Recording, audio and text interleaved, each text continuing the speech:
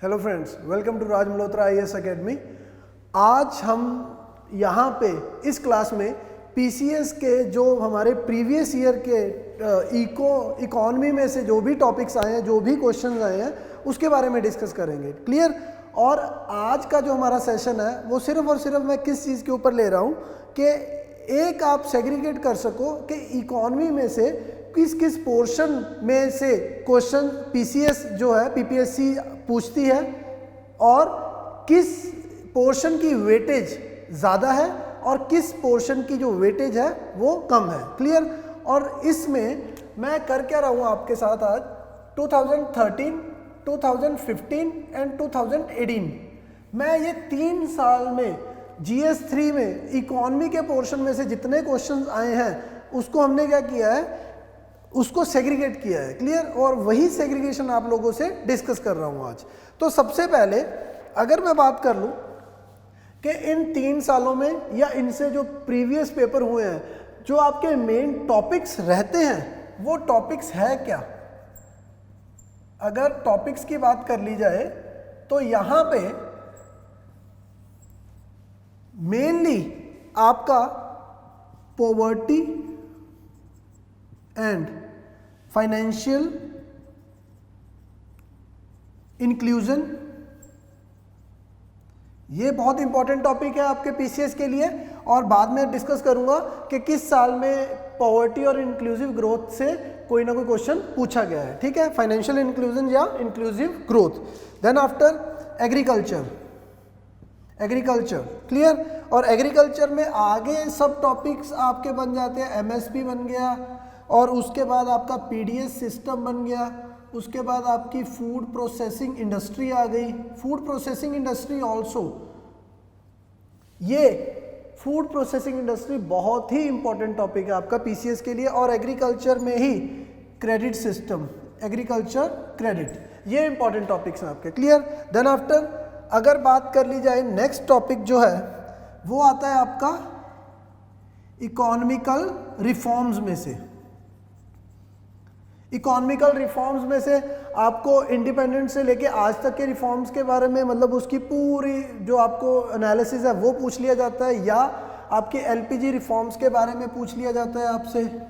ठीक है? LPG reforms के बारे में पूछ लिया। तो ऐसे सारे टॉपिक्स इकोनॉमिकल रिफॉर्म, इसमें आपके एग्रीकल्चर रिफॉर्म्स भी आ गए, इसमें आपके इंडस्ट्रियल रिफॉर्म्स भी आ गए, सर्विस सेक्टर रिफॉर्म्स भी आ गए। और अगर आपकी बात की जाए कि आपका लेबर कोड एंड ऑल, ये सारे के सारे किस में आते हैं, आपके इकोनॉमिकल रिफॉर्म्स की बात होती है। क्लियर? अब इसके बाद टॉपिक्स जो हैं इंटरनेशनल इंस्टीट्यूशंस, इंटरनेशनल इंस्टीट्यूशंस में से आपको वर्ल्ड बैंक के बारे में पूछा जाता है, आपको IMF के बारे में पूछा जाता है, आपको WTO, WHO, इन टॉपिक्स के ऊपर पूछा जा सकता है। और एक और जो भी आपके रीजनल जो आपके ग्रुप्स हैं, रीजनल ग्रुप्स, आपका ब्रिक्स आ गया, या आपका पाकिस्तान और आपका चाइना इकोनॉमिकल कॉरिडोर आ गया, इसके बारे में। तो ये सारे टॉपिक्स जो हैं किस हेडिंग के अंडर कवर होंगे, आपके इंटरनेशनल इंस्टीट्यूशंस। और एक और जो इम्पॉर्टेंट टॉपिक निकल के आता है आपके पिछले 3 साल के पेपर में से, वो है पंजाब इकोनॉमी। पंजाब इकोनॉमी। तो फ्रेंड्स यहां पे देखिए, अगर जब पंजाब की इकोनॉमी की बात कर रहे हैं ना, तो ज़्यादातर क्वेश्चंस ऐसा नहीं है कि पंजाब स्पेसिफिक ही पूछे जाएंगे। आपको ये जितने टॉपिक्स हैं ये ऑल इंडिया लेवल के ऊपर है। ये ऐसा कुछ नहीं है कि एग्रीकल्चर सिर्फ और सिर्फ पंजाब के बारे में ही पूछा जा रहा है। क्लियर? तो बट ये वाला जो पोर्शन है इसमें पंजाब के बजट के बारे में आपसे पूछा जा सकता है, पंजाब के आपको डेट क्राइसिस के बारे में पूछा जा सकता है। तो उस तरह के जो क्वेश्चंस हैं आपके, वो यहाँ पे पंजाब इकोनॉमिकल जो सेक्शन है उसमें कवर किए जाते हैं। क्लियर? तो अगर देखा जाए तो ये आपके 5 या 6 बड़े टॉपिक्स हैं। ठीक? और इन्हीं टॉपिक्स के ऊपर आपके पिछले 3 सालों के जो पेपर हैं वो पूछे गए हैं। ठीक? और अगर बात कर लीजिए वेटेज की, अगर मैं यहाँ पे वेटेज की बात करूँ ना, GS3 में सिर्फ और सिर्फ इकोनॉमी की वेटेज कितनी है पूरी GS3 में। क्लियर? जो पिछले 3 सालों में दिखने को मिली है। अगर तो बात कर ली जाए 2013 की, तो 2013 में 72 मार्क्स ये पेपर था आपका, जो सिर्फ और सिर्फ आपकी इकोनॉमी में से था। क्लियर? आउट ऑफ 250 72 जो मार्क्स थे दैट वाज फॉर इकोनॉमी। और अगर बात कर ली जाए 2015 की 100 मार्क्स, 100 नंबर का पेपर आपका 250 में से किस में से था? इकोनॉमी में से। और सबसे ज़्यादा वेटेज जो आपकी इकोनॉमी को मिली है फ्रेंड्स, वो मिलती है आपकी 2018 में 145 मार्क्स। अब आप अंदाज़ा लगा सकते हो कि ईयर बाय ईयर आपका इकोनॉमी की जो आपकी वेटेज है वो बढ़ रही है पेपर में। इकोनॉमी की वेटेज हाफ से ज़्यादा 145 आउट ऑफ 250।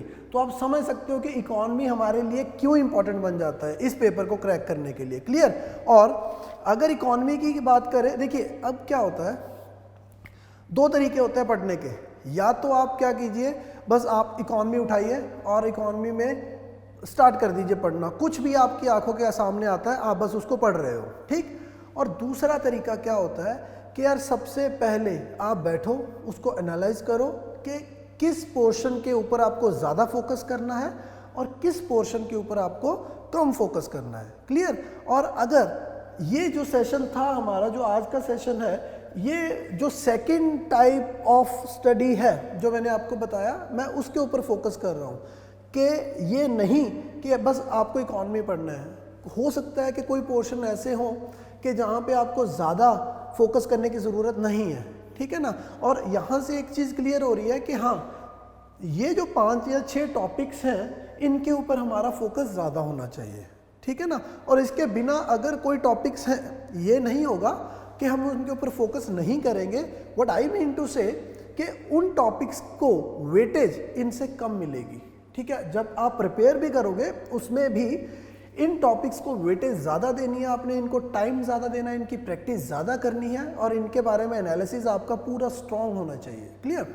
और जो आपके दूसरे टॉपिक्स हैं, अब दूसरे टॉपिक्स में देखिए, यहाँ पे अगर देखा जाए एक बड़ा ही इंपॉर्टेंट टॉपिक है। अगर यूपीएससी पॉइंट ऑफ व्यू से देखूँ ना मैं, तो यूपीएससी पॉइंट ऑफ व्यू से एक टॉपिक इंफ्रास्ट्रक्चर, ये बहुत बड़ा इंपॉर्टेंट टॉपिक है।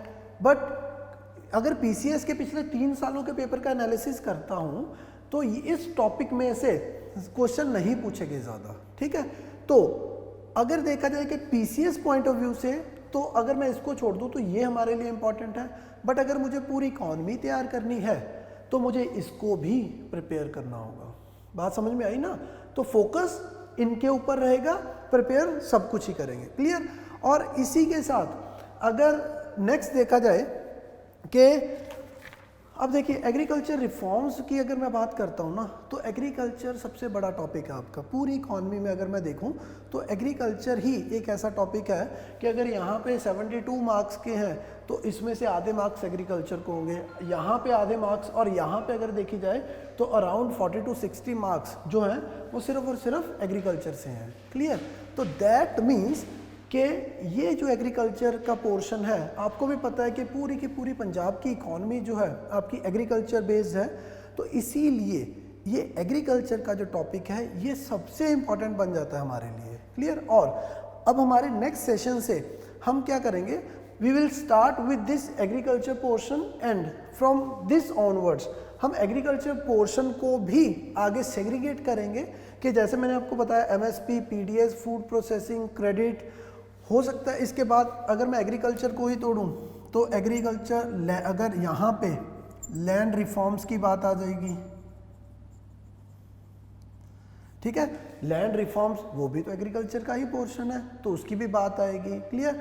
और दैट मीन्स कि हम पहले एग्रीकल्चर पोर्शन के ऊपर टारगेट करेंगे और इसके सब हेडिंग्स बना के, सबसे पहले सब पोर्शंस बना के सबसे पहले उनके ऊपर फोकस करेंगे, ठीक। देन आफ्टर ऐसे ही पॉवर्टी और फाइनेंशियल इंक्लूजन, ये टॉपिक्स हम देखेंगे, इनको सेग्रीगेट करेंगे आगे, सब हेडिंग्स इनके देखेंगे कौन कौन से टाइप्स इनमें से बन सकते हैं, ठीक, जैसे एग्रीकल्चर के। देन आफ्टर पॉवर्टी के ऊपर फोकस करेंगे। Clear? So by this way हम क्या करेंगे, 13, 15 एंड 18 ये 3 सालों के जितने भी क्वेश्चंस आपके आए हैं, अगर मैं यहाँ पे देखता हूँ मेरे पास है ये एनालिसिस किया हुआ है, तो 2013 में PPSC asked 6 questions, 6 number of question जो थे वो थे आपके 2013 में, और अगेन 2015 में भी आपके 4 तो थे जो फुल क्वेश्चंस थे, और दूसरे क्या थे,